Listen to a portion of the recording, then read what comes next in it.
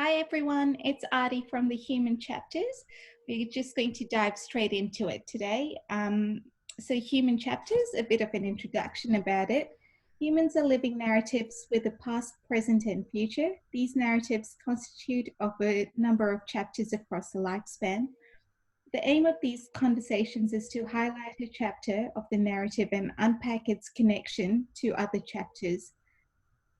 I don't care whether people are natural storytellers, but I truly do believe each person has a story to tell. And our acknowledgement to country, we acknowledge the traditional owners of the land on which we are. We pay respect to their tribal elders, past and present and emerging.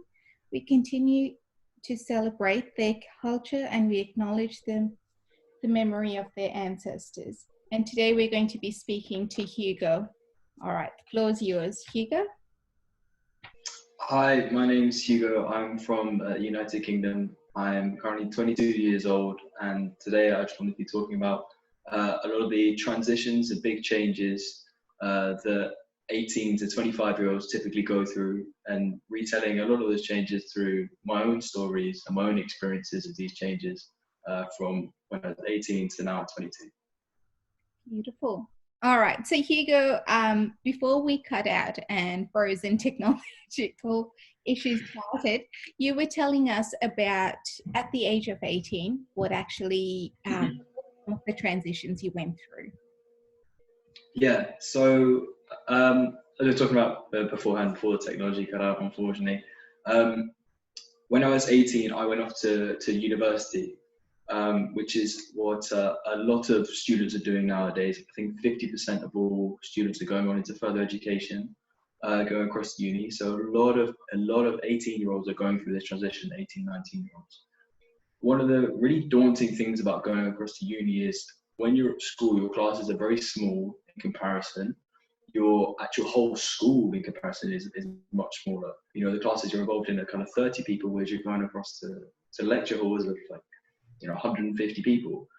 So, immediately, asking questions is out of the window. Like things like that just don't happen anymore. In addition to that, if you were really, really academic at school, you had a really strong academic identity, or for example, you were really, really good at sport, you had a really, really strong kind of football or rugby identity. And then you go across to uni and you realize, actually, do you know what, I was really, really good, top of my class at school, but now I'm at uni, I'm actually in the middle. And psychologically, that's a really, really big adjustment that a lot of people have to go through, which they may not have ever gone through beforehand, especially if they've gone to, the same kind of local schools their entire life, have the same social group. When you go across to university, your kind of social environment just explodes. And there's so many more people, so many more interactions and that kind of thing to be had. So for a lot of people, especially people who are more introverted, it's really, really scary. And I think that's probably a good place to start. Individually for me, I went to Swansea University. Background on me, I played a lot of football when I was at school, and I was pretty good for my school, being with it being predominantly a rugby school as well. So for me, psychologically, going across to university and then playing in the third team for the first year, having played in the first teams of my previous school for 5-6 years previously, that's very, very difficult to accept. Football was a very, very strong part of my identity, and then having somebody basically turn around and be like, actually, you're not that good, and all this time you've invested in a sport actually isn't, you're not as good as you think you are. It's psychologically really, really tough.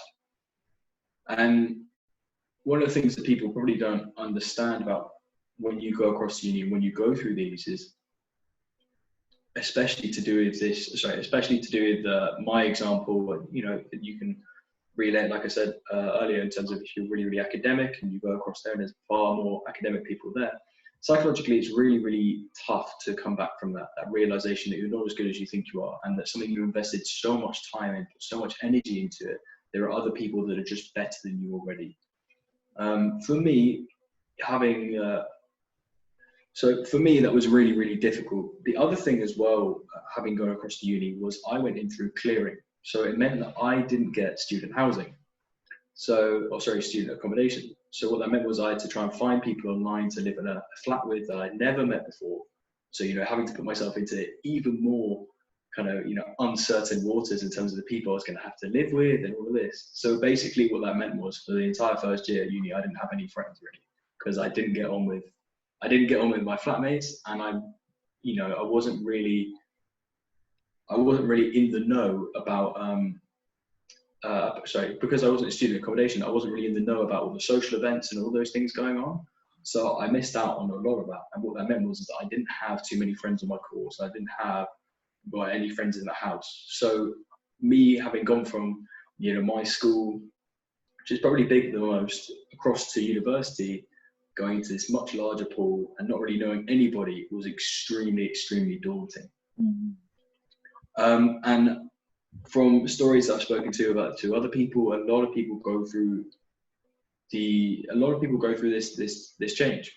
And it's how do you find yourself in a sticky situation where you're on a big course with loads and loads of people, you don't know many people there, and yet you've got to do another 2 years on that course with people there. How do you get yourself out of that? And how do you start approaching that to try and make friends and all that? Especially for me, fortunately, I'm slightly more extroverted, so it's a bit easier for me. But for a lot of other people that are very introverted, it's the most scary thing ever, going and approaching people, trying to be like, can I be your friend? That's what it's like. So in terms of that environment of just going from this very, very small local environment, going across the university, much wider pool, loads of people, really, really daunting. One of the other things to do with the university as well, and this is very, very apparent, is that the rate of student depression and anxiety and students seeking counselling has increased consistently year on year. And this is because people are going through the same things that I was going through. It was that they were going across to university from, going to university, completely different environment. They didn't know anybody there, and they were having to find their own way throughout this entire process. And if for example, you've been, had the same mates since the age of 5, you've all gone to the same school, you've all gone to the same secondary school, gone to the same college, and then suddenly you've all gone your separate ways and you have to find new friends. You've never learned to make new friends since the age of 5. You're suddenly you're thrown into this environment, having to, create these more meaningful friendships. One of the other things as well, which this ties into it, this ties into a lot of it, is our generation has grown up with social media.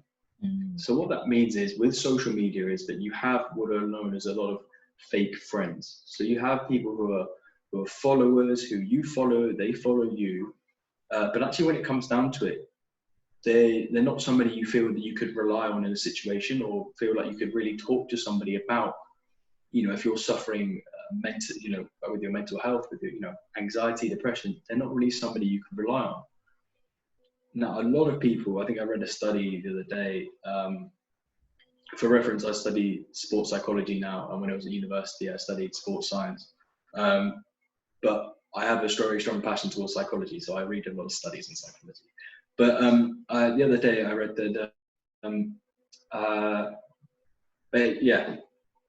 that, basically a lot of individuals feel as though they would not be able to rely on these Instagram friends to actually help them through any potential trauma. And then what they do is, obviously, because they can't rely on these friends on Instagram and that kind of thing, they channel their anxiety and their depression through posting on social media. And basically what happens is that when you post on social media and you get a response, you get what's called a hit of dopamine. And dopamine is the same kind of addicted hormone that gets released when you gamble, when you drink alcohol, when you take drugs. So what individuals do then is that, in order to get this hit of dopamine and feel good, the fact they're suffering mentally, they continually send out these messages to these fake friends, or they post stories hoping that somebody will just give them a response to make them feel good. Whereas obviously what happens is that, people respond, they get a good hit of dopamine, and then that's it. They never have any real proper conversation, any real meaningful conversation about what they're actually going through. They just use this as a really maladaptive coping mechanism. And that's essentially what happens a lot with individuals when they go off to universities. They basically, they don't make any meaningful friends because they haven't learned to for years and years and years. And then in addition to that, they're obviously more exposed to social media and all of these kind of fake friends, and also, sorry as well, to fake friends, and also the fact that everything is published on social media. So for example, if you're at university and you know, you're on your course like I was, and then I didn't realize there was a social event for my course going on, I'd look on social media and be like, oh, that's where the rest of the people of the course are, they're all there. And then that's when FOMO comes into it, and you know, you start to paint this really ugly picture of how all these small little things start to build up and up and up and up into something much, much bigger. And I think before I kind of confuse anything more, I'll let you kind of jump in with any thoughts. Beautiful. So I have jotted down 2 questions. One is, you mentioned the challenges you experienced psychologically when you found out you weren't the best football player. For you specifically, what were those psychological challenges?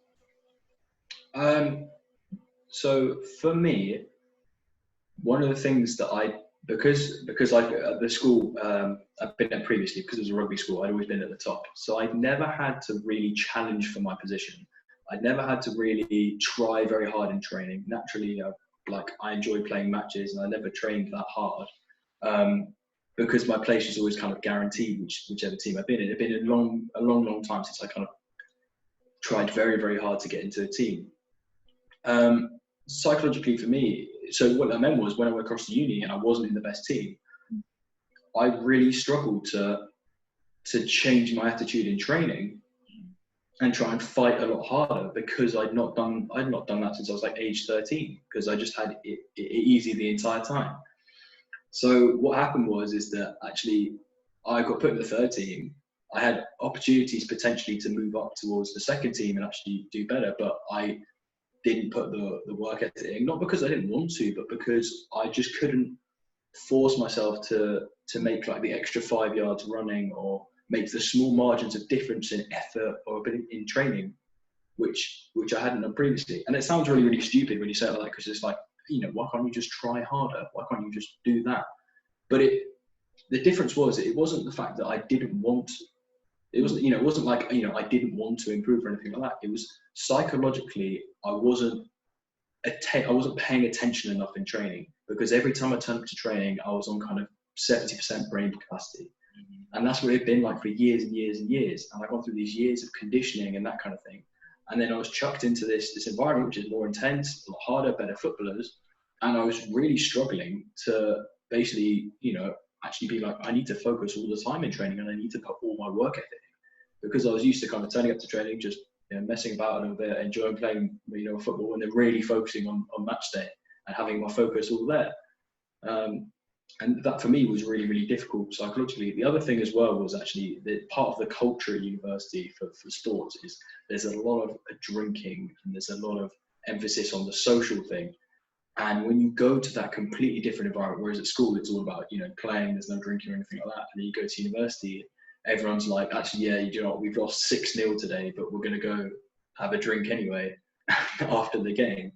The emphasis and the pressure that you would have to perform and win goes, because no one actually cares that much in the lower teams.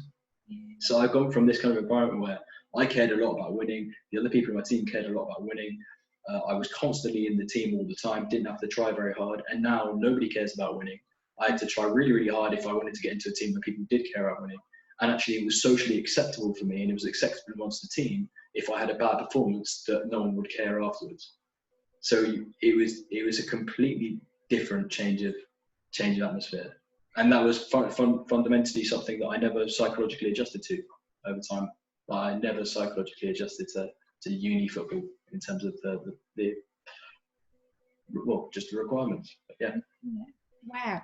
And before I ask the question, will you tell us later about how you sort of grew through those teams, or did you play for a couple of years?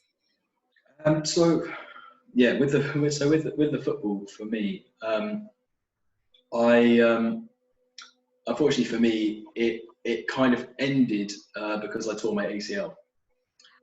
So I suffered a really bad injury, which is kind of leads on to the next kind of thing I was gonna talk about, which for me was coming back from injury, and but unfortunately, I tore my ACL, and it was a really daft way that I did it, because it wasn't anything to do with playing football. It was to do with this. When I was, I was trying to make friends at uni, so I wanted to get involved with the social type of thing. The social things. And what happened is that I was in the car with a bunch of third years from uni. I was a first year, and they'd kind of taken me under their wing a little bit. But one of them, they're having a laugh at a joke on the way back from training, and one of them, said, "Oh, look, we're not gonna stop the car from moving here. You're gonna have to get out while the car's moving." And I was like, I don't really want to do that. And somebody else was like, another first year was like, I don't really want to do that. But we didn't really have a choice, and you're in that moral dilemma of you don't really have any friends. So do you do that and risk injury, or do you not, and then risk not having the friends at the end of it? I risked it, and ultimately I tore my ACL as the back wheel of the car kind of buckled my knee. It went over my ankle and my knee buckled, and that's how I tore my ACL, which is really dumb. In terms of a way to have basically a career-ending injury from it. But yeah, that for me was then really difficult, dealing with that. In terms of football was such a big part of my identity of who I was. Like, everybody in my school beforehand knew me as a footballer. All my friends knew me as a footballer. Like, that's those are the two things that would go in common. Hugo and footballer would go next to each other. And then suddenly I couldn't play football anymore. And I was going, what on earth am I going to do with my life? I was like, my entire life was just like, I want to play football to as high a level as I can. And then suddenly I'm like, I'm not going to be able to play football. I'm going to have to think about what I want to do for a living as like a job, what I want to do for a hobby, different friendship groups, like people who aren't necessarily playing football.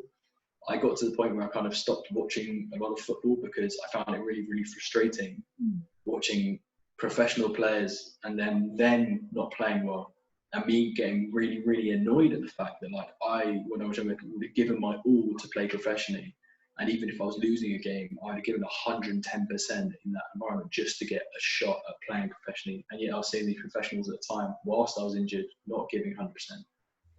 And obviously there's not really any correlation, but psychologically for me it was really difficult, that period of having that part of your identity just kind of stripped away from you, and just because because at the time I was very desperate about just trying to get friends and trying to have some social life out there, because I didn't have any friends during first year, so that was why it was really difficult. Yeah. Oh gosh, that sounds, yeah, it's a catch-22. And while it appears to be dumb, at that point, it's really, I can imagine it being really hard for someone, right? Like, if you're trying to make friends and the social pressures are there to be doing such things, and you back out at that moment, then, what is it Yeah. does? Before you go any further, I'd like to ask, you mentioned a couple of your friends were introverts, and it was the hardest thing to do is just go and talk to someone. And you talked about, Instagram, the superficial sort of friendships compared to actual meaningful friendships. How do you see that playing out for yourself, like at the age of 18 compared to 19? Okay. Yeah, no, that's a very good question. So for me, when I was 18, when I was at uni, like I said, I didn't have any friends, and after I got the injury as well, I obviously lost a lot of that football social group as well. So I actually really didn't have many people. Also, coincidentally at the time, just for painting the picture, I also basically had an incident with somebody on my course. I had a kind of a very difficult relationship with somebody on my course. They were in a relationship at the time, but it was very very, very difficult. Essentially what happened is that there were emotions were kind of shared and explained to each other and that kind of thing, but fundamentally she wasn't going to leave her boyfriend. What that resulted in for me then was I was having to encounter somebody on my course who I had a lot of feelings for. They had a lot of feelings for me, but ultimately it wasn't going to work out. That, as a result, led me to become incredibly depressed, because it was somebody that I connected with at university, which I hadn't connected with anybody else. And then that was it, that all her friends hated me and that they were on my course. So when I turned up to lectures and that kind of thing, I'd walk in and they'd all stare at me, and I'd just be there kind of not having any mates, like having to go sit on my own, try and find. So at the time I was going through a very, very difficult period, and I was very, very heavily depressed. And I think in 2017, February anyway, I got diagnosed with clinical depression. So it was around that time I was depressed. What that meant was that what I was doing in terms of my interactions with friends and trying to meet people was I was trying to feel good about just anything. So what I would do then is I had quite high anxiety. I didn't really want to go out and about too much because I didn't want to bump into people that I knew or anything like that. So I would try and make friends through social media.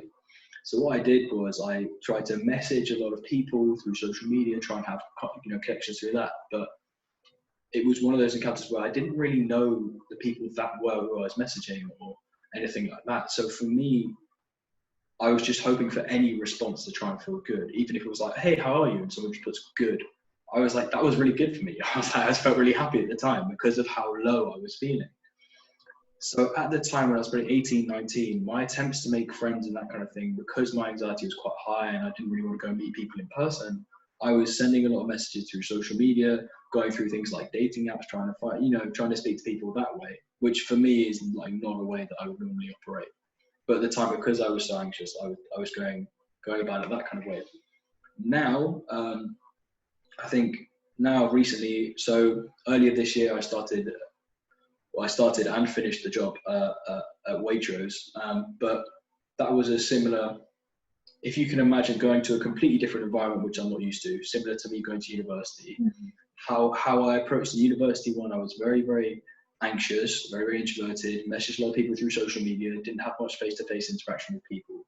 Whereas when I've gone into this completely new environment, which I'm not used to, complete beginner in, and I've gone and made 2-3 really good friends through there, just through turning up to work, chatting to people about what's going on with them and having these more meaningful conversations and not messaging them and trying to contact them through social media. And it'd be things like, for example, when you're sat there waiting around and you're not really doing anything, like you're waiting for the shift to start or whichever. Instead of sitting there on your phone trying to message other people who aren't there, I would kind of try and get to know more about them and just say, whereabouts are you from? In turn, I found out that one of the other people there, she went to Swansea University as well at the same time as me, and she also knew a lot of people on my course. So it was like one of these weirdest kind of moments of where you I can't remember, but basically it was just a really, really weird moment where it was just kind of like, oh, wait, what, really?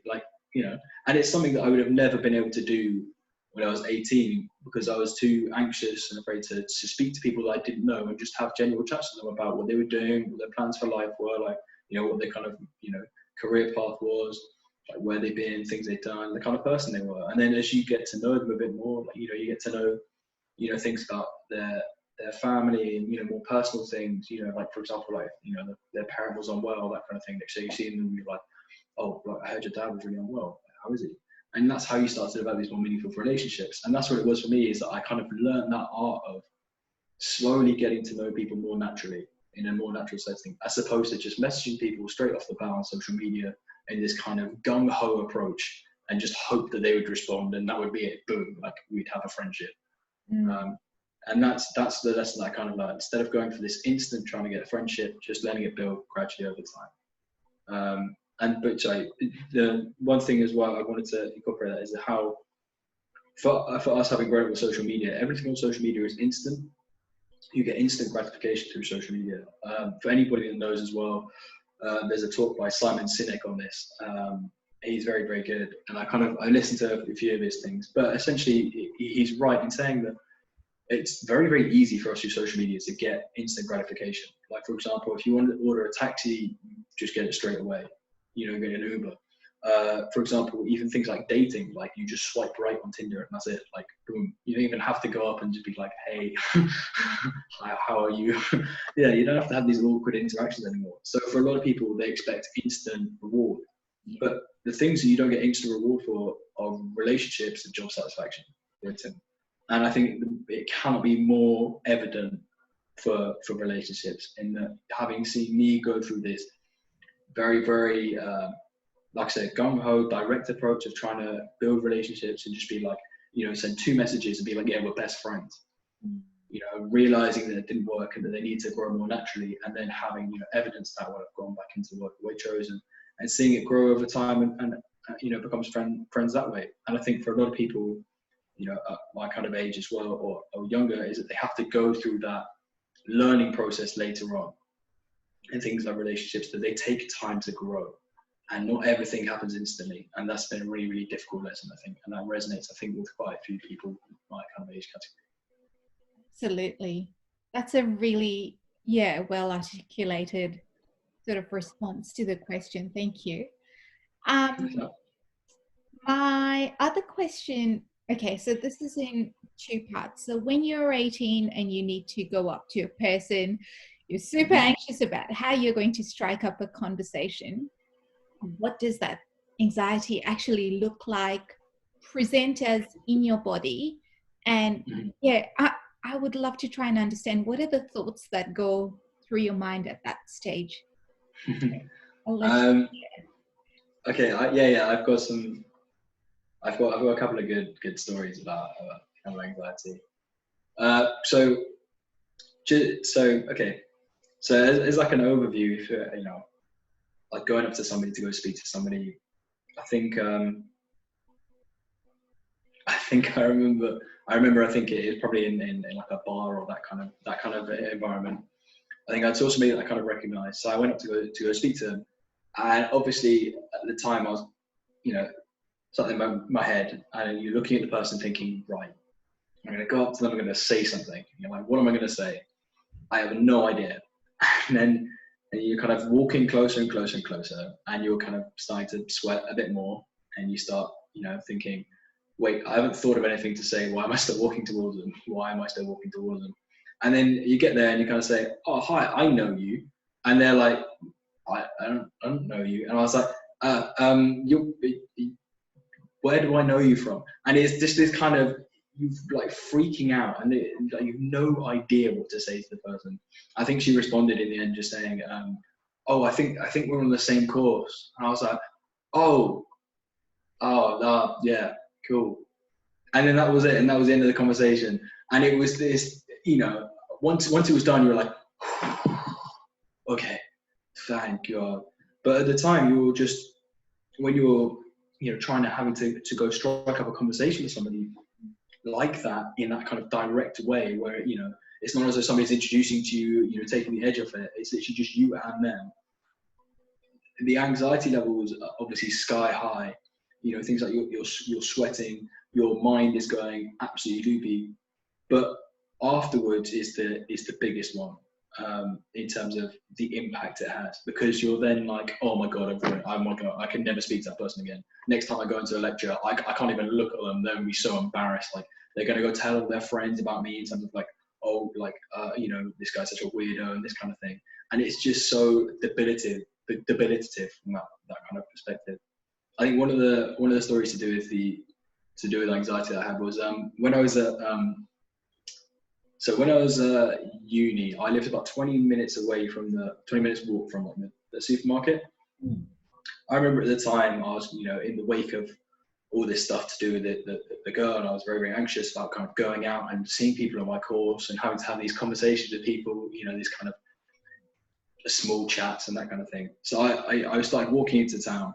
The night before, I think I'd had a bit of a breakdown in public, and I was kind of, you know, very, very upset, and but anyway, I got back home and it was all fine. The next day I needed to go out to get food. I was very, very anxious. So I started walking to Tesco's. I think it was about the 5th person that that I crossed on my way to Tesco's. And we were right outside the front of the store. And it was the fifth person that kind of just looked at me slightly funny. And in that instant, I was like, oh my God, they know me. I was like, they know me. Wait, no. They must have seen me yesterday. How do they know me? Like, I've never seen them before. So it must be a stranger. And I was like, they must have seen me yesterday when I was really, really upset and when I was broken down and I thought I was on my own and everyone, I was like, oh my God, okay, oh my God. Like, are they on my course? Do they know people on my course? Are they going to start telling other people on my course? How is this going to move about in terms of, are they going to share all this information? And it got to the point where I was freaking out so hard just from one person looking at me slightly weirdly that I walked all the way to the front of the shop, led to Tesco's, and then I turned around. I couldn't go into the shop because I was so anxious and I was so paranoid about, things which were not the case at all, that I had to walk all the way back home and just didn't get any food. So I did a 40-minute trip and didn't get any food just because I was concerned because somebody looked at me funny. And it was, it was so kind of scary. And then the other one as well was, the other one, which is just really, really dumb, but just to kind of exemplify for introverts a bit more, I think, is in my flat at uni, I obviously didn't get on with my mates I didn't get on with my flatmates too much there. So I think I was sat in my room, I think I was playing Football Manager with a friend we were both playing online at the same time. I think we were chatting on the phone. Anyway, basically, I hadn't eaten all day. Every time I wanted to go into the kitchen to get food, somebody was in there, and I didn't really want to go have a conversation with them. I wasn't really sure what to say. I didn't really have that interaction. So it got to the point where I started to feel physically faint because I hadn't eaten anything. And I was like, got up to go to the kitchen. I was like, heard somebody in there. I was like, oh, I can't go in. And it got to the point where my friend was on the phone. He could physically hear me like starting to pass out. He was like, you need to get food. So in the end, I ordered a takeaway, which took 45 minutes to arrive instead of going into the kitchen to get food. And that's what it's like. It's just not wanting to have this interaction and doing anything it takes to not have those interactions. And it's just how, exemplifying how debilitative it can be for people. I was fortunate I only went through that kind of level of anxiety, not wanting to have those conversations, that kind of thing, for a short period of time. But for other people, they go through it, they're still going through it, or they've gone through it for years. And you can just see how debilitative it can be. Just even things like getting food, just not wanting to have these interactions and conversations. So yeah, those are my kind of two stories. Oh, wow. And so many people just, they don't realize, right? Like if you don't ask the question, what is it like, the pre and the post, for that matter, of that interaction, people could just, they might have their own ideas or just go, oh, just giving me a cold shoulder. They're not worth interaction, sort of thing. That's the other assumption, I suppose, that's made. It really is that people just don't realize. And a lot of time I think people perceive very anxious people as being rude because they kind of don't want to have that interaction. And actually, if you go up to them and speak to them, like for example, if anybody went up to them and spoke to me, I'd be able to have the conversation with them, but it was just, I couldn't initiate the conversation. I couldn't put myself into that environment. And that was really, really difficult for me. And a lot of people, like I said, more introverted people don't like putting themselves into that environment. But if you come over and speak to them and start to talk to them about stuff, then they start to open up a bit more. And, and that's when you start to really, really get to know people a bit better. But it's just people don't know, and then they just kind of think the other person's not interested or rude, and then exactly it's really, really difficult to see. Yeah. And my other part of that question, or even a separate one, is meaningful friendships or meaningful relationships. Mm-hmm. We say that phrase, but actually it seems quite subjective, right? Like what might be a meaningful relationship to you might be something that's different for me. And even through ages, as you get older, what is an actual meaningful relationship? So my question to you is, at this point right now, what's a meaningful relationship to you? A meaningful relationship to me is a relationship where I can share my life and my stories, and my friends will not judge me for them. Whether I've made mistakes, whether I've done really, really good things, or whichever, they won't judge me for things that I've done. Not to say that I've obviously done loads of bad things. That's not the case. But it's just that, you know, meaningful relationships are where you can trust the other person. You know, I'm not just talking about actual relationships with, you know, male, female, female, but actually just with friends. It's just where you can trust and share your stories, your experiences, and you can talk openly about, you know, these kind of perceived, I'd say, deeper topics or harder topics, things like mental health and that kind of thing. Things that people naturally shy away from. You can have these conversations. I think something that wouldn't be meaningful is one where we exchange messages on social media, but we never really meet up in person, or we never really make the time to have, you know, FaceTime chats or Zoom calls or those kind of things. For me, I find it really, really difficult to talk and communicate through through just messaging, because you lose 2/3 of the interaction. You know, you just have the words, you know, whereas, you know, when you're in person, you have the words, the visuals, and the noise, the sound as well, you know. So, but for me, those are the things. And also, I think fundamentally the biggest thing as well is making time for others, is the making time aspect, because, you know, life is very, very busy. Life is chaotic. Things get lost. You know, I'm at that stage in terms of my life where all, you know, some of my childhood friends and that kind of thing, we all start to grow apart, go and do different things. Life becomes busy. We get into relationships. You know, we start new jobs. We take on a lot of different challenges. You know, so we start to lose communication with people. So that's why it's so important, where you have meaningful friendships and meaningful relationships, that you make time to meet up and catch up with each other, share your life stories. And that's what I think a meaningful relationship looks like to me right now. Beautiful.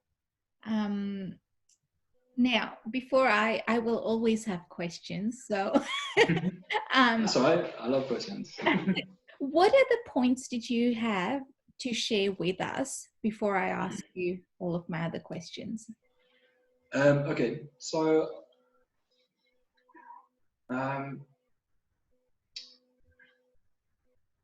I think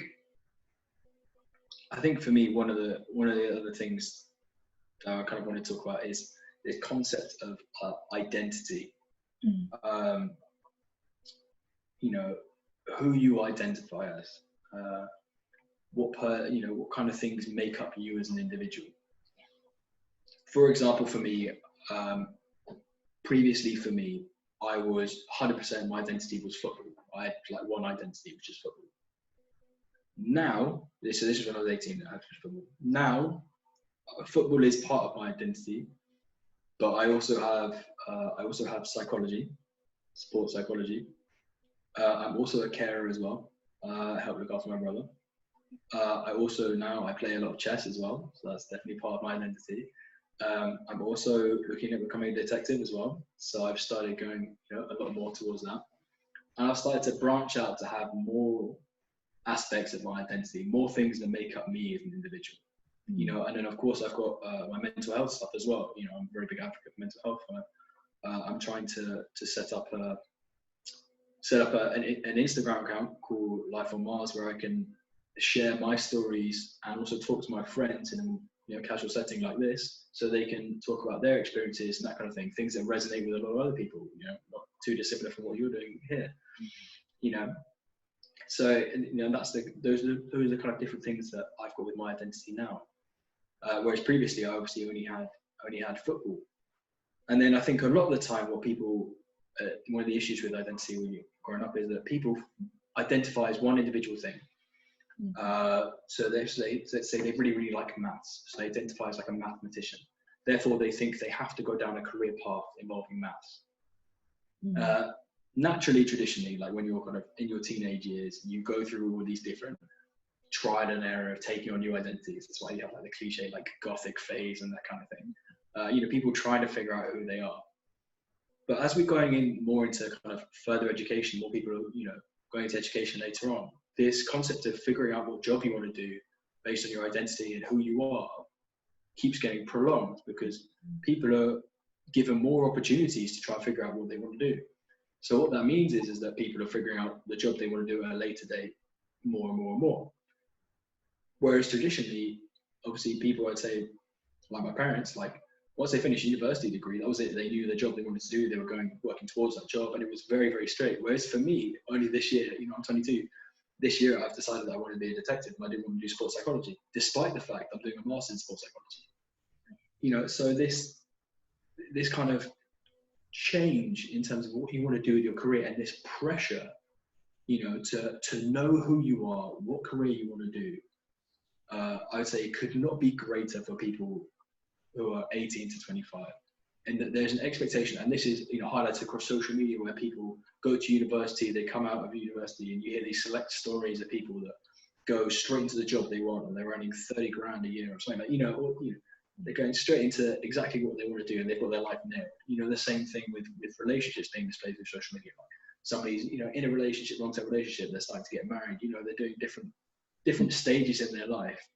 People moving out, getting their own flat, these kind of things. All of these changes. But career and your identity for me is the really, really big challenge. And I think a lot of people try and figure out who they are too quickly and jump into a career choice because they feel like they need to do that to catch up, keep up with other people. Whereas actually, if they took a step back and looked at it, a lot of other people don't know what they're doing either. I know so many people that have come out from university, gone into a job, and then now they're looking back and going, actually, maybe I'll go do a master's, maybe I'll go do a different degree, or maybe I'll just go do an entirely different career altogether because I've tried this and I don't like it. And yet they feel emotionally drained, and they feel very depressed at the fact that they feel like they're behind where they should be. And it's getting into this scale of that there's no time scale for you discovering your identity, or what makes up you as an individual, and subsequently what career choice you want to do. And it's basically just giving people more time to make these decisions and having less pressure on them to have to go and feel like they have to go and find something that they resonate with at an early stage and do for the rest of their life. And that's one of the big pressures that I think needs to be discussed more often, more.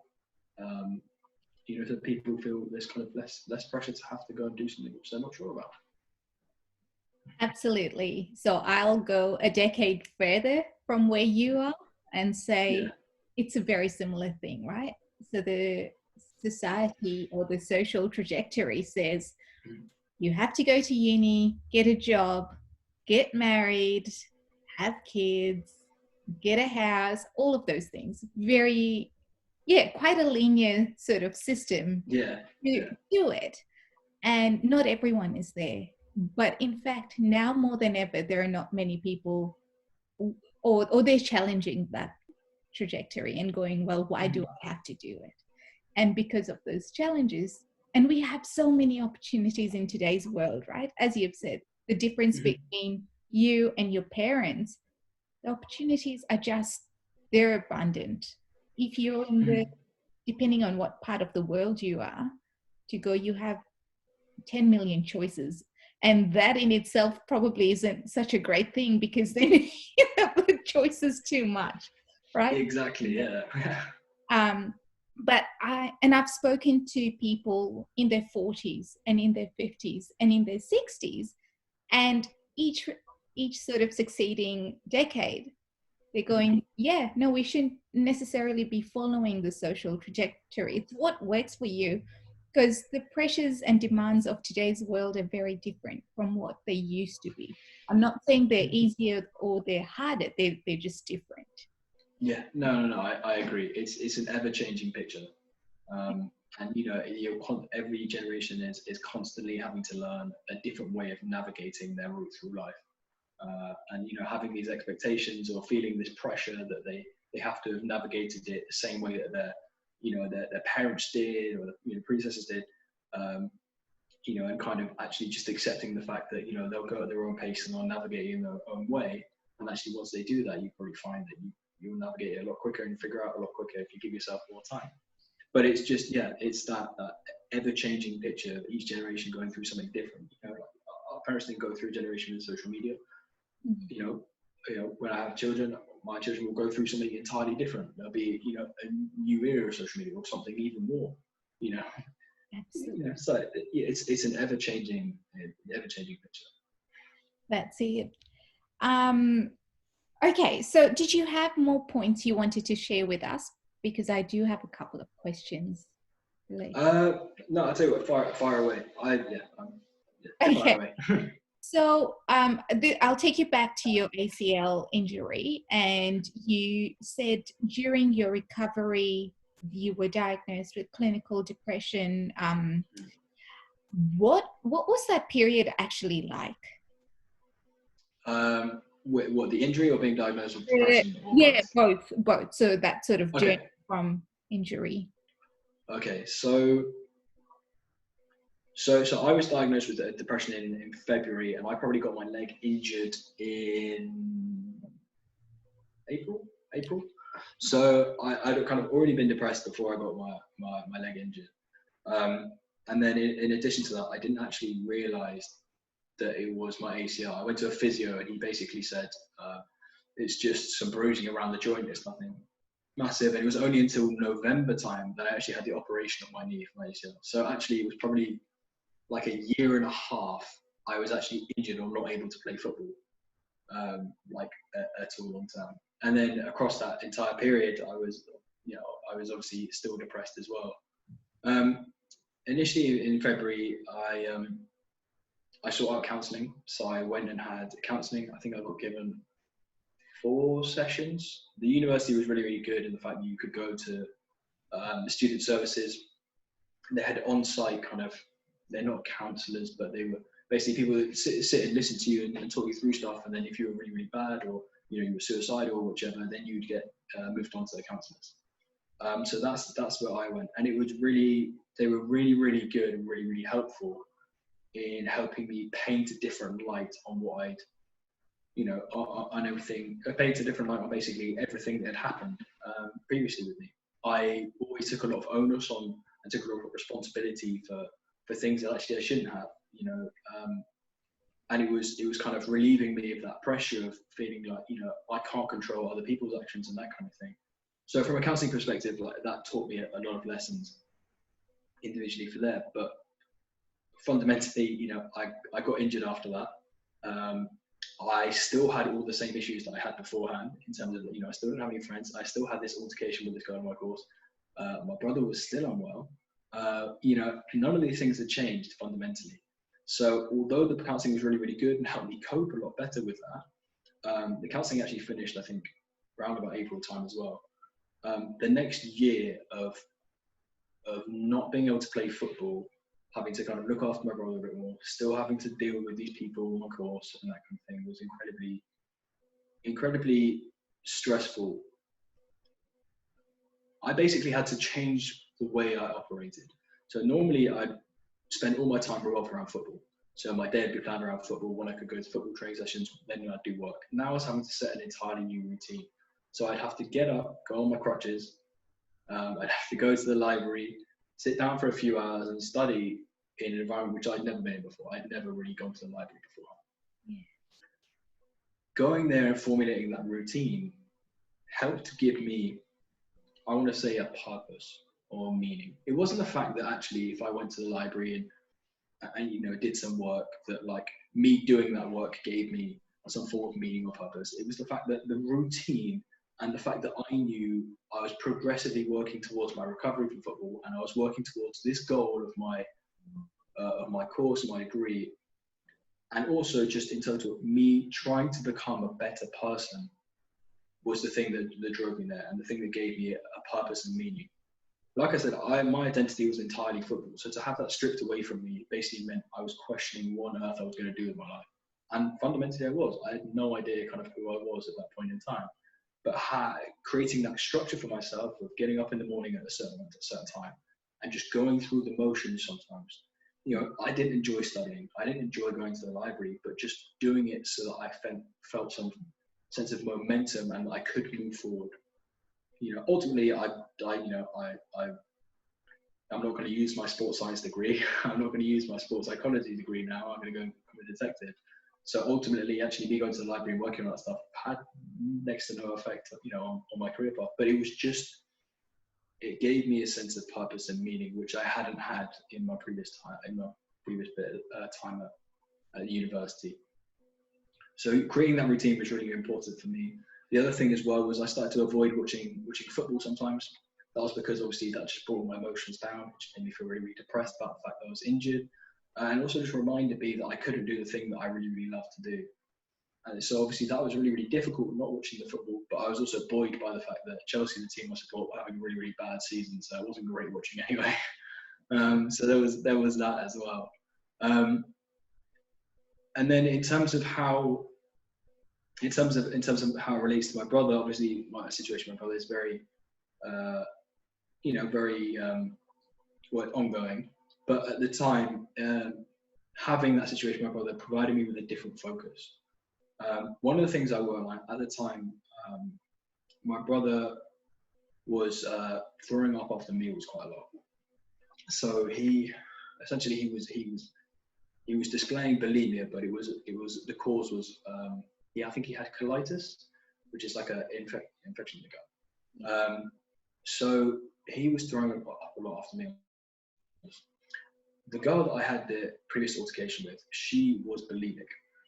So basically, she was throwing up quite a lot of the time after food. She wasn't eating properly, and she really, really struggled with that.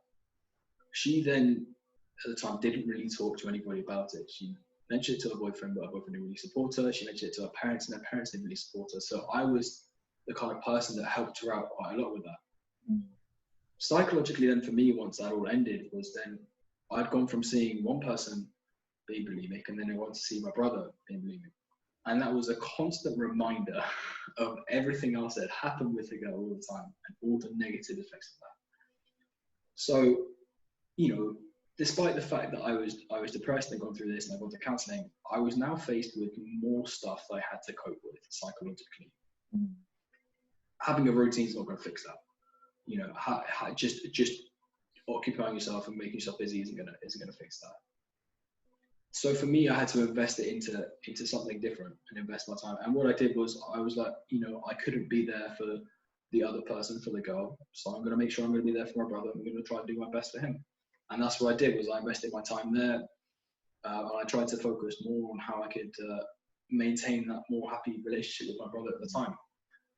And obviously through building that reconstructing that, what I would say is a damaged relationship at the time with my brother, and creating that more meaningful relationship, which I then soon, became able to replicate, moving forward as well, really helped me give me a sense of purpose and the fact that I was able to get back to helping somebody as well.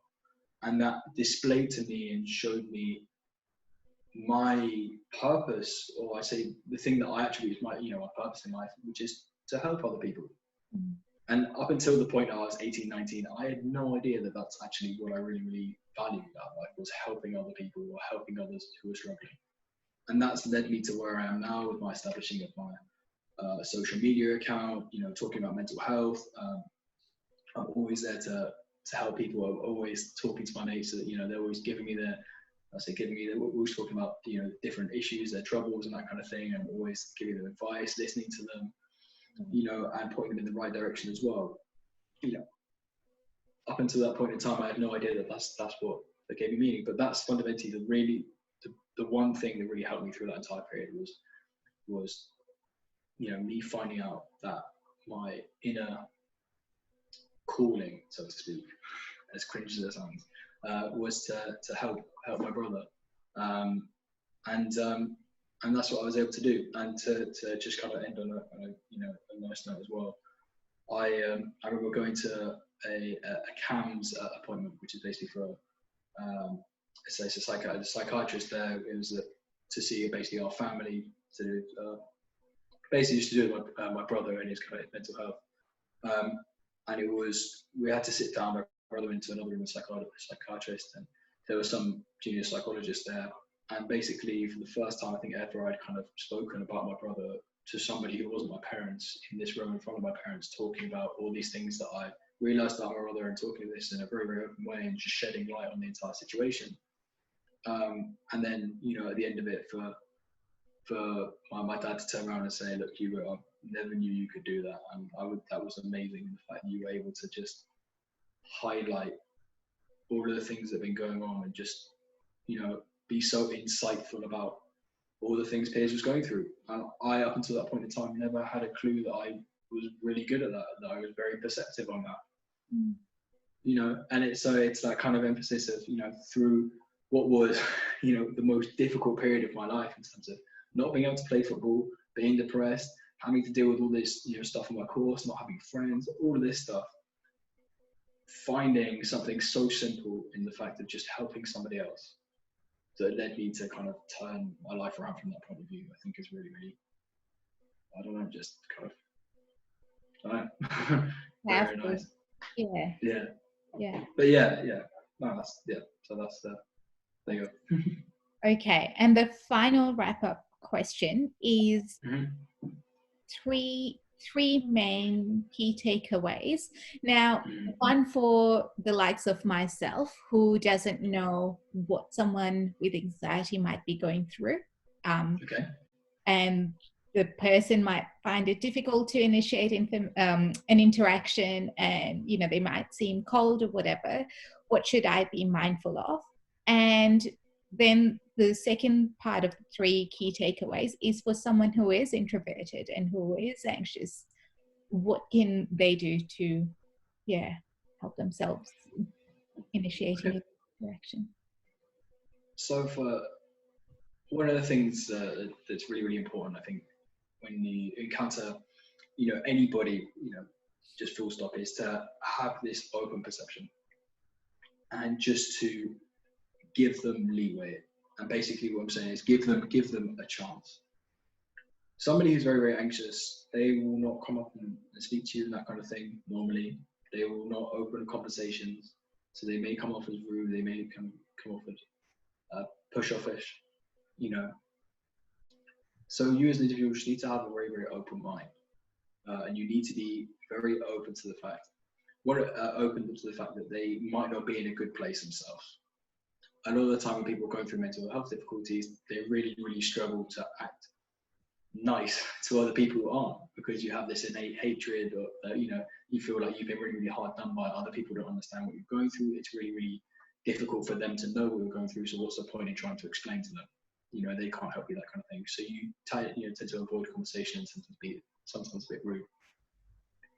If you see somebody being quite abrupt, being kind of very, very stressed, you see things like they're sweating, biting their nails, kind of constantly tapping their fingers together or something like that, somatic symptoms of anxiety, just go over to them and just say, hey, you okay? And just and if they go, yeah, I'm fine, just start to open up about yourself and start to talk about something that you've been through or some funny story or something, and share a part of your life with them. If you open up and share a part of your life, they will share a part of their life with you. And that's the best way to go and speak to somebody who's struggling with anxiety or that kind of thing, is you go and share part of your life and they'll share part of theirs. It's really, really difficult otherwise to open up and have the conversation. And you just have to be very, very patient. On the flip side, for somebody who has high anxiety, trying to go and speak to new people is you basically have to accept the fact that not everybody's going to like you. There are going to be people that don't like you. There are going to be people where you go and say hi and they just turn around and walk away. That is a fact of life. Not everybody's going to like you, but on the flip side, not everybody's going to hate you. And it's just the fact of just put yourself in an environment where nobody there. Nobody there around you, and just go and say hello to somebody and just see what happens. And the more you put yourself in that environment, the more you put yourself out there, and the more you have these short conversations. Hi, how are you? Good. I'm good. And they just chat about, I don't know, the sport or something on TV, something just random. But even if you just get to hi, that's a great start. And then that's where you pick up from. You say, okay, I got that far. How do I improve on that next time with the next person? Start off with completely random strangers that you don't know, and just put yourself in that environment. One of the things that one of my sports psychologists was telling me at uni was somebody who's suffering with really, really high anxiety. What they do as a trick is they'll get them to dress up in some outfit. Wear like a massive hat, wear some flamboyant clothes or whichever. And then, one of them said that they give them a lead and they tie a banana to the end of it. And what they do is they walk down the street and they're walking a banana, right? And the whole point is that they look absolutely ridiculous. And the person who's anxious is thinking, oh my God, everybody's gonna be like, who the hell is this person? What the hell? Whereas in actual fact, most people just look at you and just go, oh, walking a banana. Right? And they just don't care at all. And it's, you know, it's just kind of, you know, recentering yourself, and you're realizing actually a lot of people don't really care that much about, you know, things like, you know, you look like and that kind of thing. And it's once you get past that, you put yourself in that environment more and more and more, you'll start to, you know, you'll start to realize it yourself. But yeah, those are my kind of takeaway things for somebody, you know, with anxiety approaching people, and somebody, you know, approaching somebody with anxiety. Beautiful. Thank you so much, Hugo. It's been an absolute honor and pleasure chatting with you today. And I will, yes, stop recording. Yeah, likewise.